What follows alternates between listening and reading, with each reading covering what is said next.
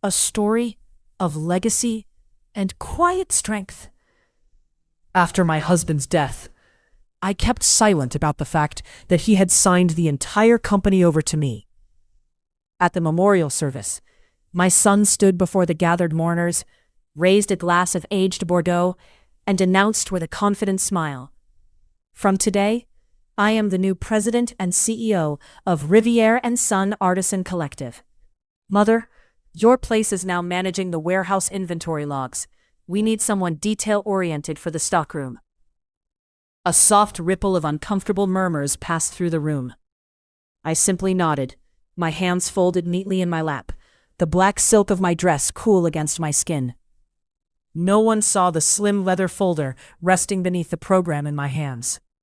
No one knew that Henri Riviere, the man who had built one of America's most respected French-style cheese importing and aging empires, had left 100% of the shares, the cellars, the brand, and the legacy to me alone. 40 days. They say on the 40th day, the soul makes its final farewell. I sat alone in the tasting room of our flagship store in Vermont's Green Hills, surrounded by wheels of Comté, wheels of Roquefort, and carefully tended wheels of our own washed rind masterpieces. The air was heavy with the earthy, living scent of affinage, the slow, patient art of aging cheese. It smelled like Henri. It smelled like home. The collective had been our life's work. What began as a small importer bringing true farmhouse cheeses from Normandy and the French Alps to American tables had grown into something sacred, a network of relationships spanning generations, a commitment to quality that large corporations could never replicate. Henri used to say the cheese wasn't just food. It was culture, memory, and trust preserved in make, salt, and time. Now the house felt too large, the cellars too quiet.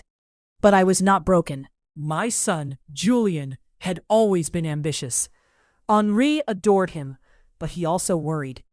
"He sees the numbers, Claire," my husband once told me as we walked through the aging caves at midnight. "But he doesn't hear the cheese breathing." Julien had spent the last decade in New York finance, returning only for holidays and the occasional board meeting where he pushed for modernization. At the memorial, he had wasted no time. While guests were still offering condolences, he pulled me aside near the long oak table, laden with our finest selections. "Mom, it's time to be realistic," he said, his voice low but firm. "Dad built this on old-world sentiment. The industry has changed. I'm bringing in new capital, new systems, new leadership. You've done your part beautifully, hosting, tasting events, keeping the old suppliers happy. But now you can focus on the warehouse. Inventory is important. Someone needs to track the wheels." He smiled, as if he were doing me a kindness. I looked at my son, tall, handsome, sharp in his tailored suit, and felt something shift inside me. Not rage, not even disappointment.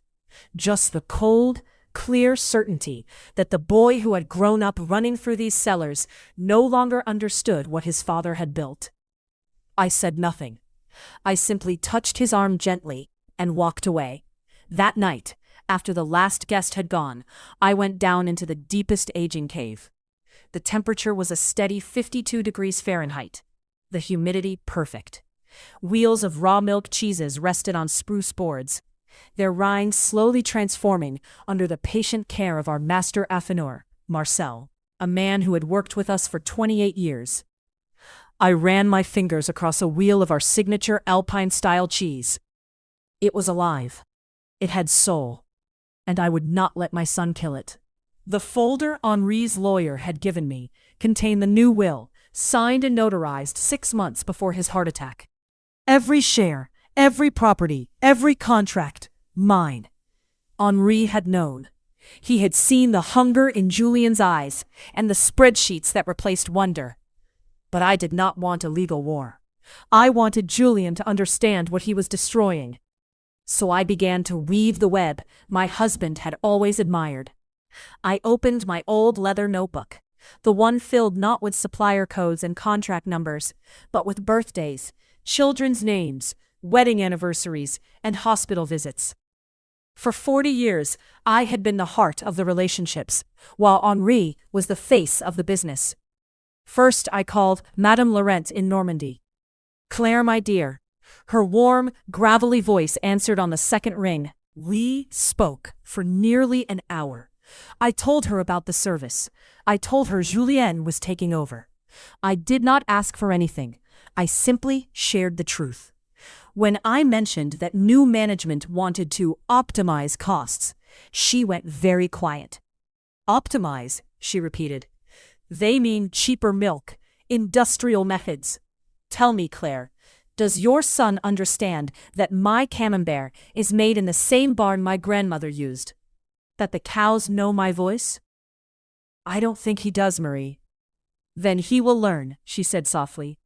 "I will call the others." Next was Monsieur Girard in the French Alps. His family had supplied us with exceptional Beaufort and Abondance for 3 generations. Then came the Vermont farmers, the ones who had switched to raw milk production because Henri believed in them when no one else would. I called them all, one by one, speaking as a friend, not as an owner. By the end of the week, the spider web was humming. Meanwhile, at the company headquarters attached to our main aging facility, Julien was making changes. He arrived at 7:30 a.m. sharp, designer coffee in hand, and immediately called a meeting with our CFO, Richard Lang, a slick, ambitious man Henry had never fully trusted. Together they drafted a new procurement policy. The email went out that same afternoon to every supplier. Due to new leadership and efficiency initiatives, we require a 25% reduction in prices across all products, effective immediately. Failure to comply will result in the termination of our partnership. New suppliers are already under consideration. No warm greetings. No "Dear Marie" or "Dear Jean." Just cold, corporate language. Julien leaned back in his father's old leather chair, the one Henry had refused to replace because it still carried the scent of his favorite pipe tobacco, and smiled at Richard. "They'll fold," he said. "They have no choice. We're their biggest client." Richard nodded. "And once we have better margins, the conglomerate offer from Apex Foods becomes very attractive. They're willing to pay premium for the brand and distribution network. We keep the name, outsource production, and cash out big." "Exactly," Julien replied. "Dad was a romantic. I'm a businessman." The silence that followed was deafening. Not a single supplier responded to the email. Not one phone call. Not one counteroffer. On the third day, the first truck failed to arrive. Then the second. By the end of the week, our receiving dock stood empty. The temperature-controlled trucks that normally brought precious cargo from ports and local farms simply did not appear. Marcel, our master affineur, came to Julien's office looking stricken. "Mr. Riviere, we have less than 3 weeks of inventory for most lines."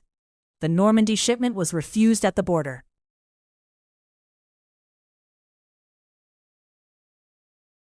Julien laughed at first. "They're bluffing. Call them. Offer 10%. But the calls went unanswered. Madame Laurent finally picked up, only to say, "Tell your mother I send my love. The cheese stays with those who respect it." Panic set in. Richard pushed harder. Secret meetings with Apex Foods accelerated. They promised millions. They promised streamlined modern production. Pasteurized, consistent, cheap.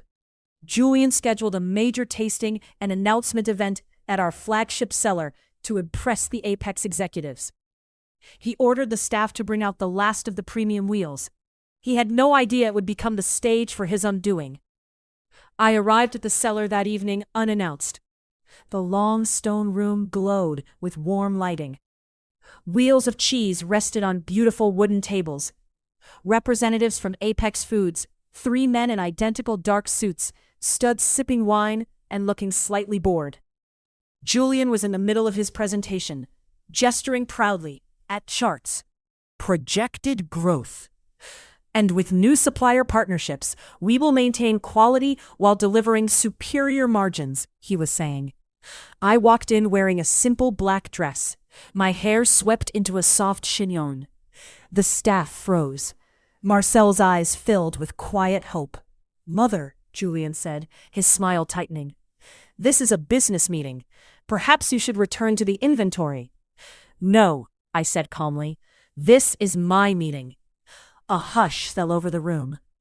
I walked to the head of the long table where my husband used to stand during important tastings.